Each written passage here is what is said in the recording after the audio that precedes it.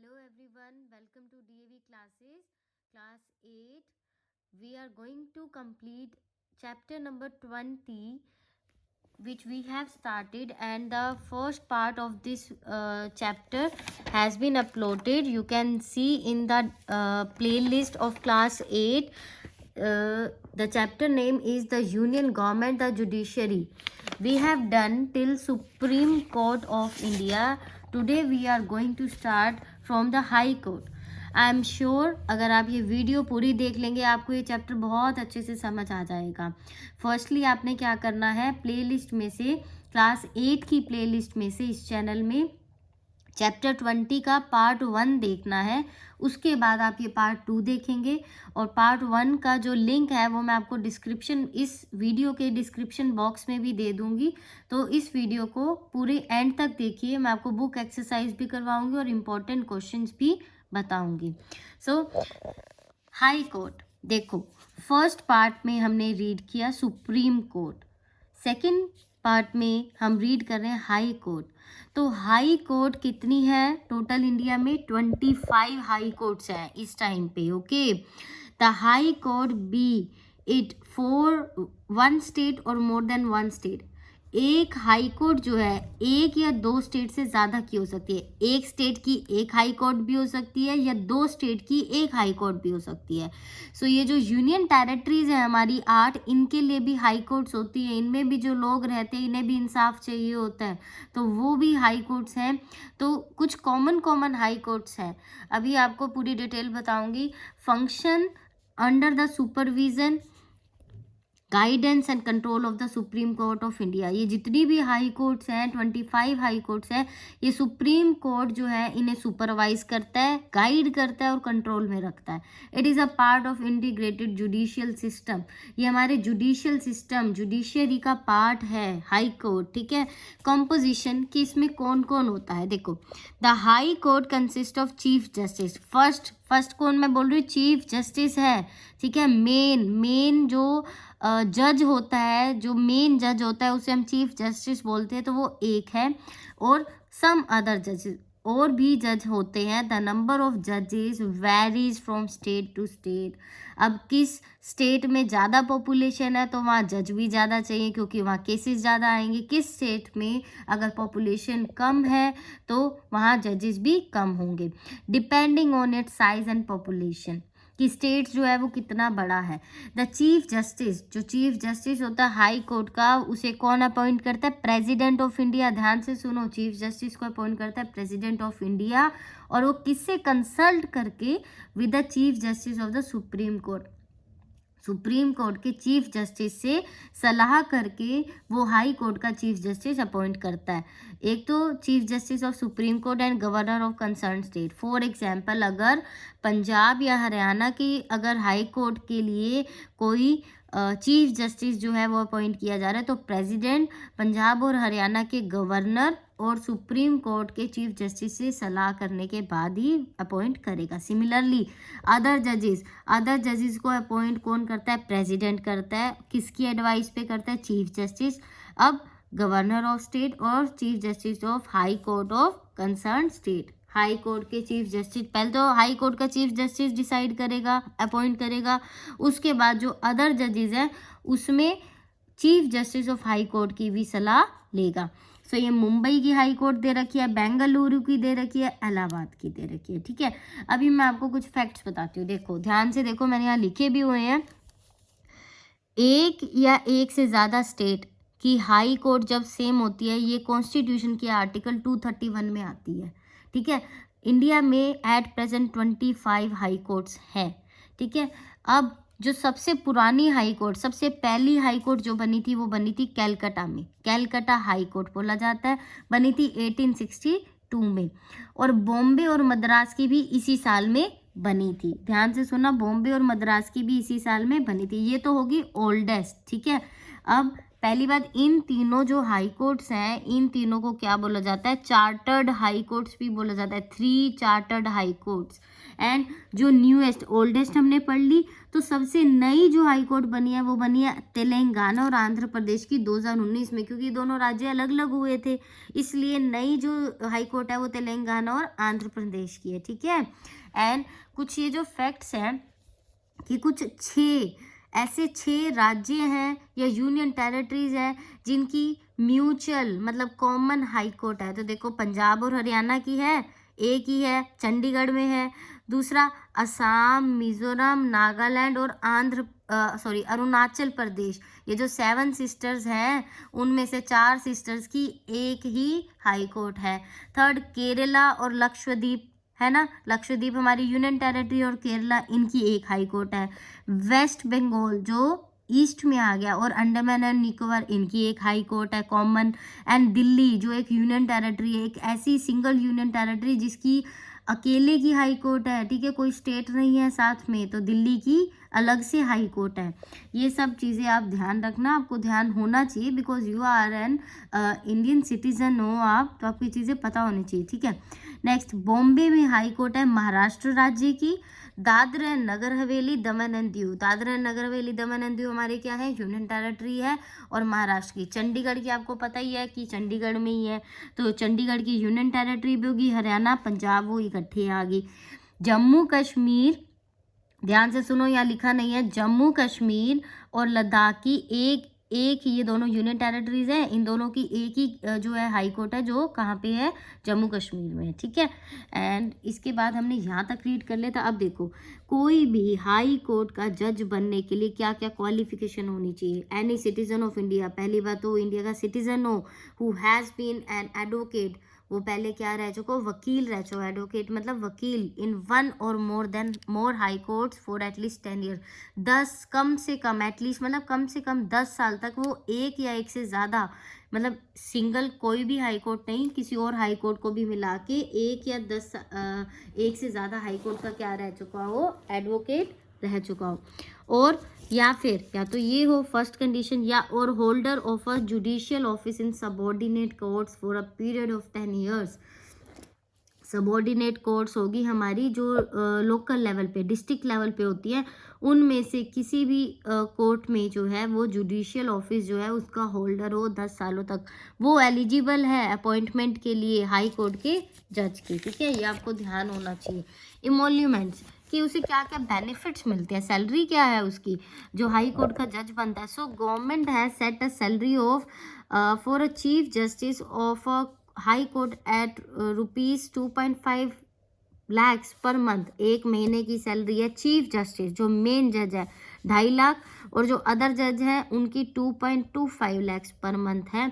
और इसके साथ बिसाइड्स दिस, मतलब इसके अलावा उन्हें क्या मिलता है? They are entitled to certain privileges मतलब बेनिफिट्स मिलते हैं। फ्री रेजिडेंस मिलता है, रहने के लिए घर, ऑफिशियल कार और अदर अलाउंसेस भी मिलते हैं, जिसमें मेडिकल बेनिफिट्स एंड ऑल आ जाते हैं।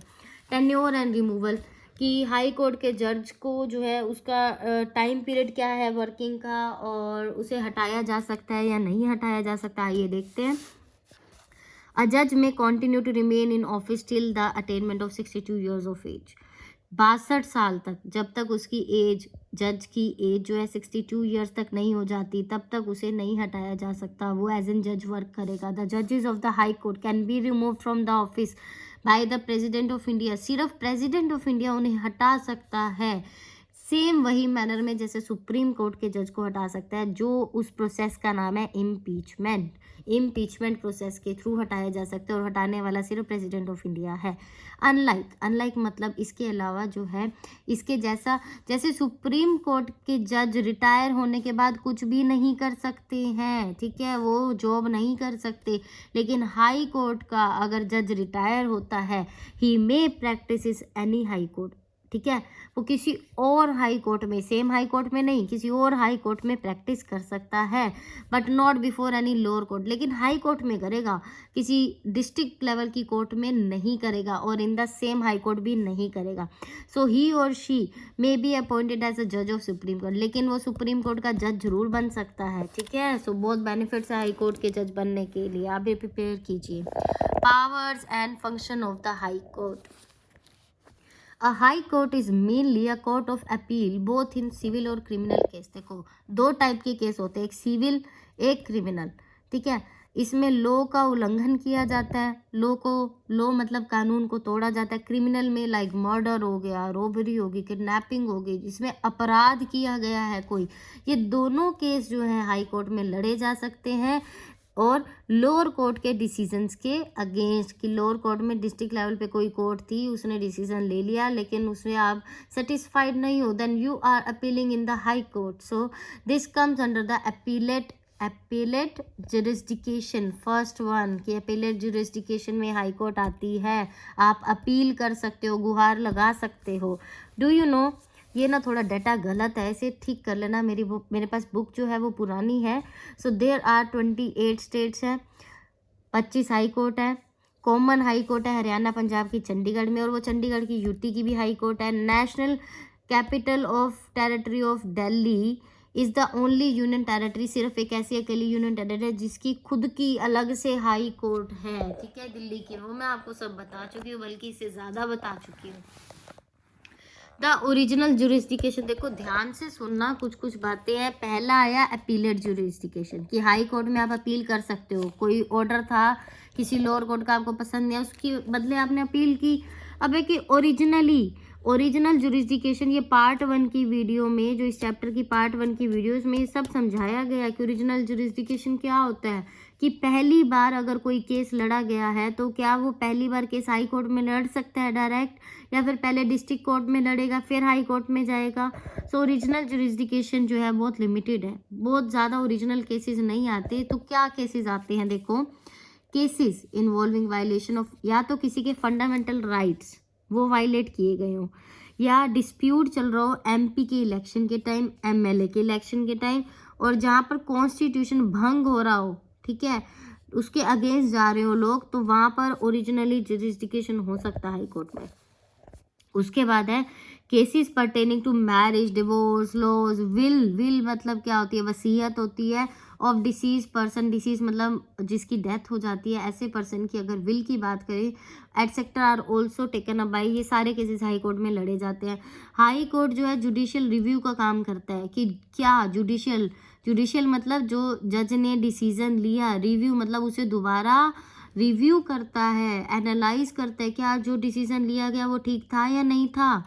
It can transfer to itself those cases, ये खुद को सब्सटेंशियल क्वेश्चन ऑफ लॉ जैसे केसेस खुद को ट्रांसफ़र कर सकता है। ये एक ऐसा क्वेश्चन है जिसमें डिबेट होती है, जिसमें थोड़ी बहुत जिसमें थोड़ी बहुत डिबेट होती है कि एक ऐसा क्वेश्चन था, एंड रिक्वायर, जिसमें इंटरप्रिटेशन की ज़रूरत होती है, जिसमें कॉन्स्टिट्यूशन के बारे में और बातचीत करने की, थोड़ा डीप जाने की ज़रूरत होती है। ऐसे सारे केसेस जो हैं हाई कोर्ट में लड़े जा सकते हैं।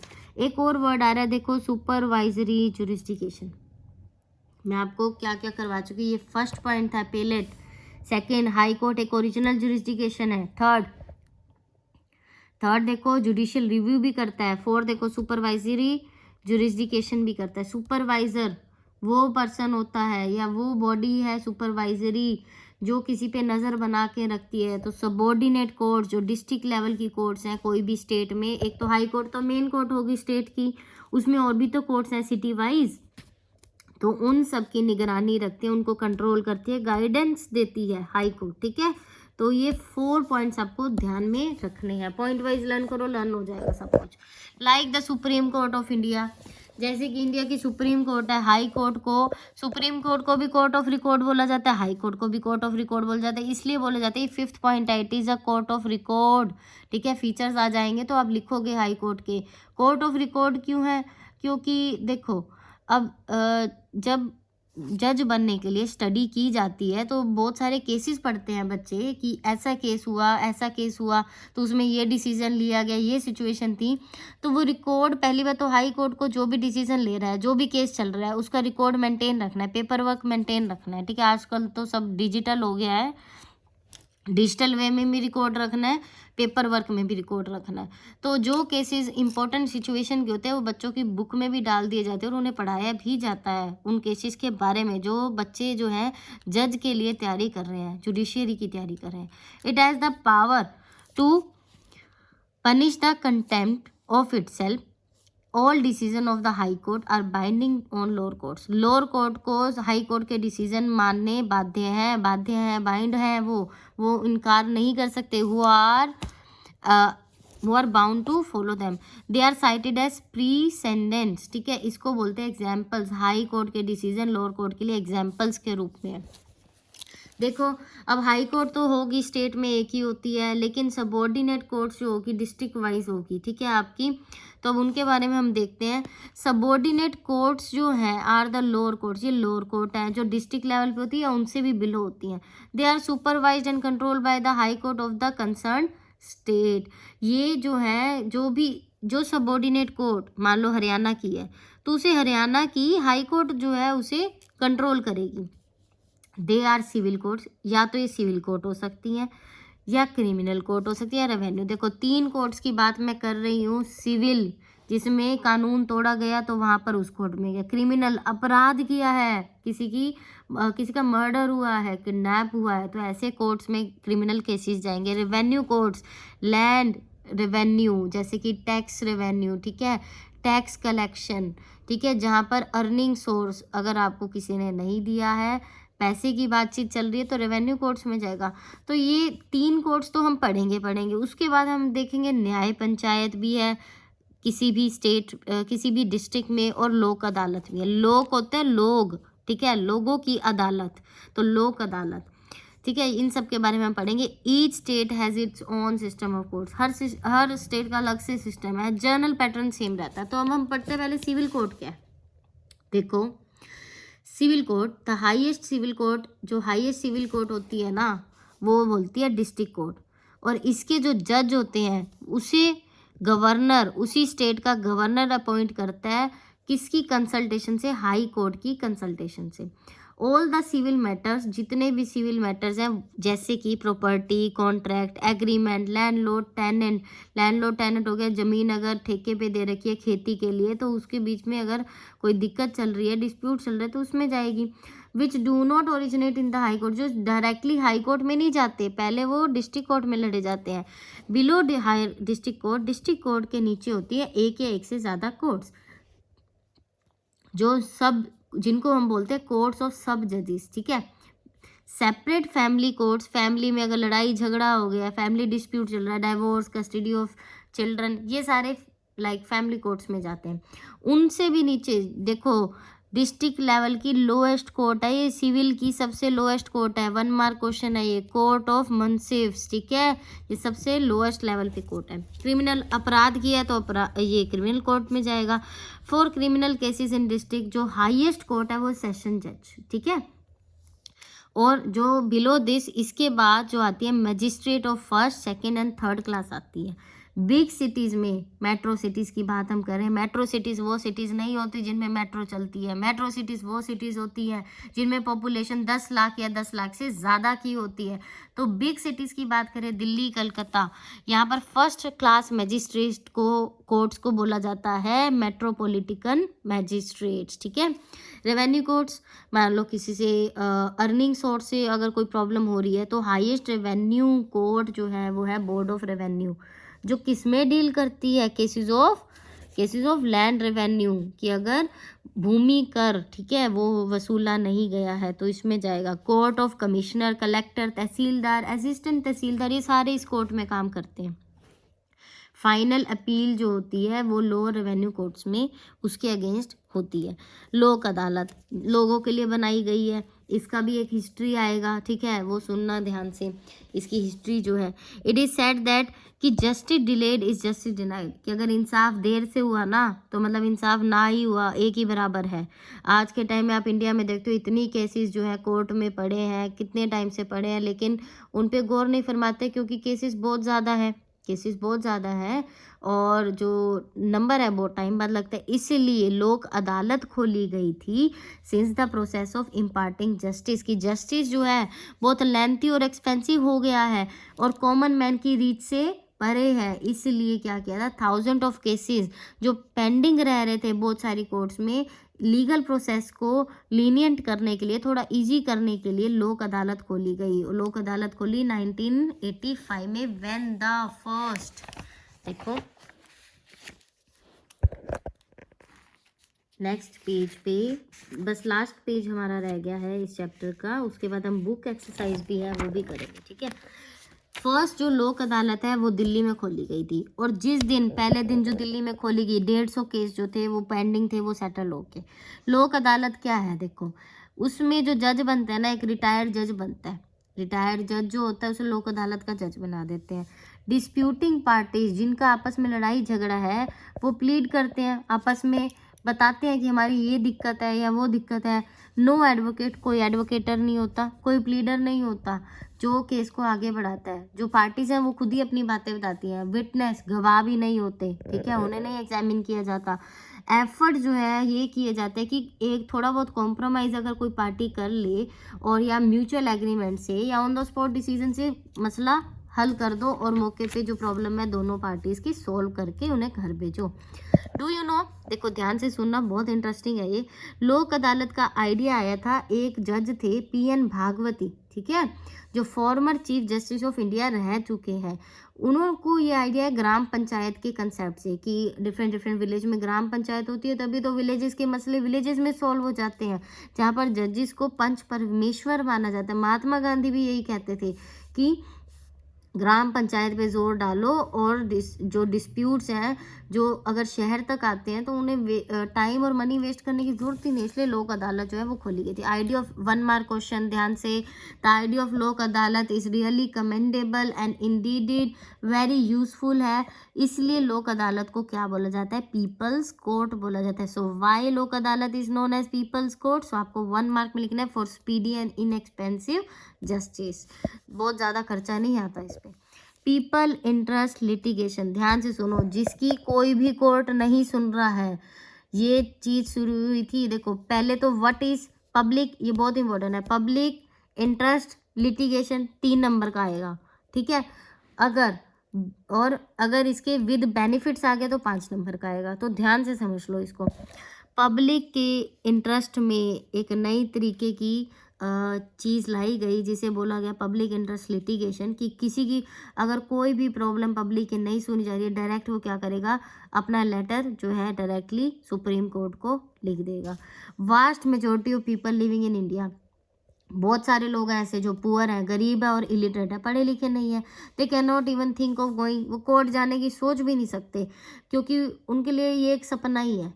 दे सो द कंसेप्ट ऑफ, इसीलिए पब्लिक इंटरेस्ट लिटिगेशन जो कंसेप्ट है सुप्रीम कोर्ट ने स्टार्ट किया था। So it was started by supreme court of India and definition ये है, देखो डिफाइन है, आपको फुल फॉर्म तो याद रखनी है, any person from the public, public का कोई भी बंदा, वेदर अफेक्टेड और नॉट, या तो वो उस बात से इफेक्ट हो रहा है या नहीं हो रहा है जिसके रिगार्डिंग कंप्लेंट की जा रही है, ठीक है, मे राइट, वो एक ऑर्डिनरी लेटर या पोस्ट राइट कर सकता है, पोस्ट कार्ड, ठीक है, या क्यों, क्योंकि वो हाई कोर्ट की अटेंशन चाहता है या सुप्रीम कोर्ट की अटेंशन चाहता है कुछ serious public importance interest matter पे।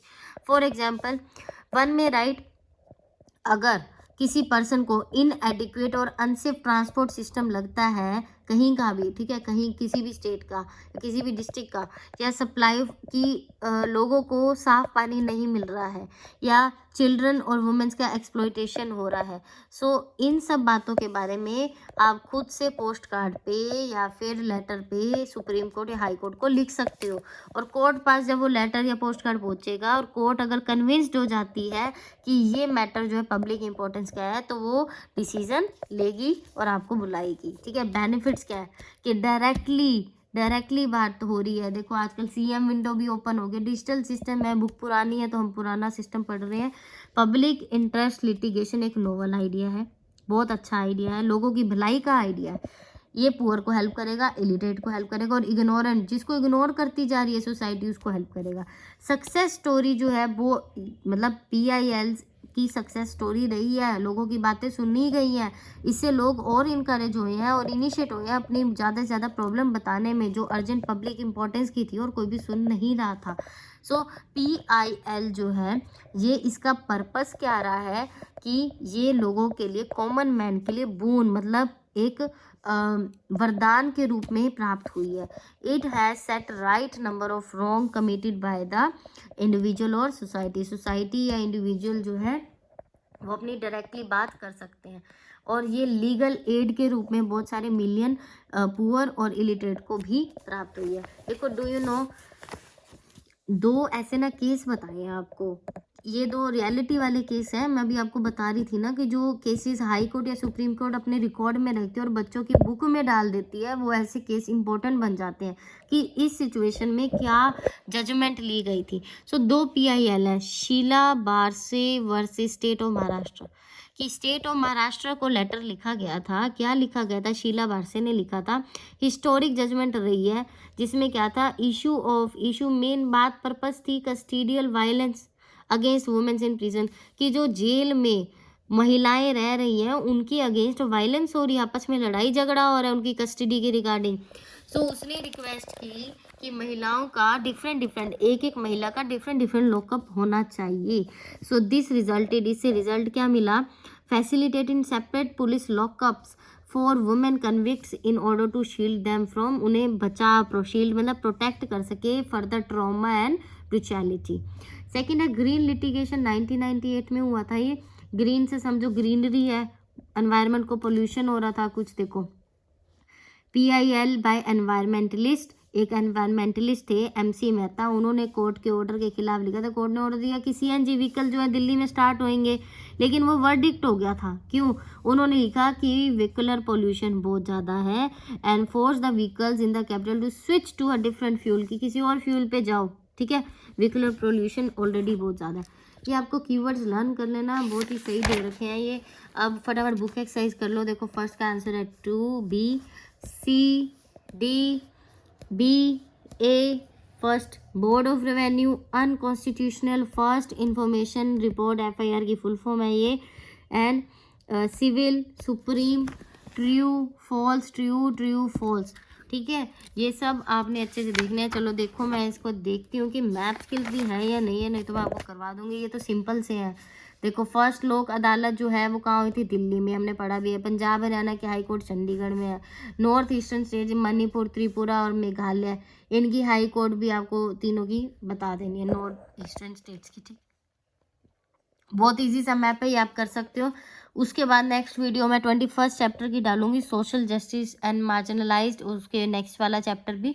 तो इस चैनल पे बने रहिए। अगर आपको अच्छे से समझ आया है तो आप इसे ज़्यादा से ज़्यादा शेयर भी कीजिए, ठीक है। इसके क्वेश्चन आंसर जो है मैं देखती हूँ कि इसी वीडियो के आपको डिस्क्रिप्शन बॉक्स में दे दूँगी, ठीक है। इसके क्वेश्चन आंसर्स जो है, इनके आंसर्स आपको मैं दे दूँगी, ठीक है। आप उस पर लिंक पे क्लिक कीजिएगा और आपको मिल जाएंगे। Thank you.